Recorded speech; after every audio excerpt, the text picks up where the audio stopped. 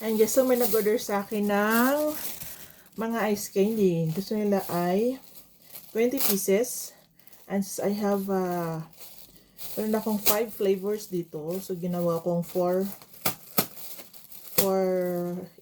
tawag na to, 4 pieces each flavor. So, pagbukod-bukurin ko sila para maanohan yung flavor ng ice candy. So, ang mga flavor ng ice candy ay meron ako ditong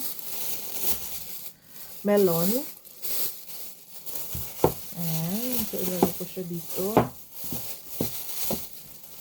So, 4 na melon. Dito ko yung aking paper bag. Ayan.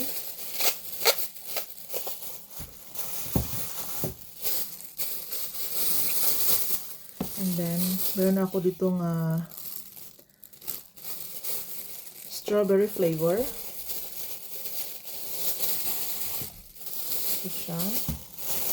So, ito guys, sa mga gustong makalam kung magkano to, 2 euro each. So, sabi ni Bana mura daw kasi nga mga digits mahal. Pero, ginawa ko siyang 2 euro. Before it was 250, ginawa ko siyang 2 euro naman para maging sulit yung ano. So, para naman di masyadong mahal. Tapos, malaki siya. Malaki yung ice candy. Tingnan mo naman, mas malaki, oh. Ang ano ko, diba? Mas malaki siya. So, I have here 4 ng strawberry. Tapos, meron ako dito masarap na avocado. Ayan, ang sarap-sarap ng aking avocado flavor.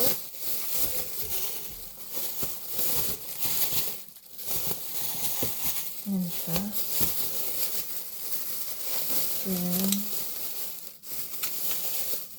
I have here buko pandan.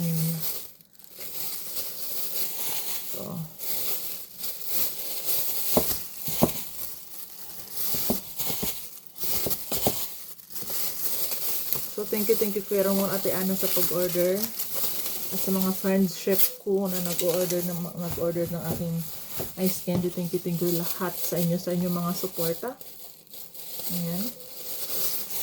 Ano dito? Ito ay mango flavor. So, itong mango, parang hindi ako nasarap. Hindi naman sa nasarap. Hindi ako nasyadong natamisan. Pero sabi ni Bana, kinurap na daw yung taste ko sa katamisa kasi puro matamis yung ginagawa. Tapos bumili ako ng bag. So, perfect siya.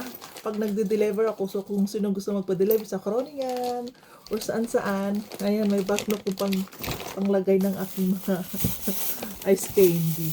So, perfect talaga siya. Kasi cooling bag siya.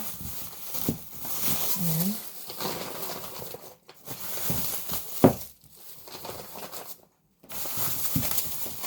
Oh, ayan. See? Look at that. Oh, ang ganda na aking bag. Like, diba? So, ready na mag-deliver. Oh, bongga. Mabigat siya. Tiyang!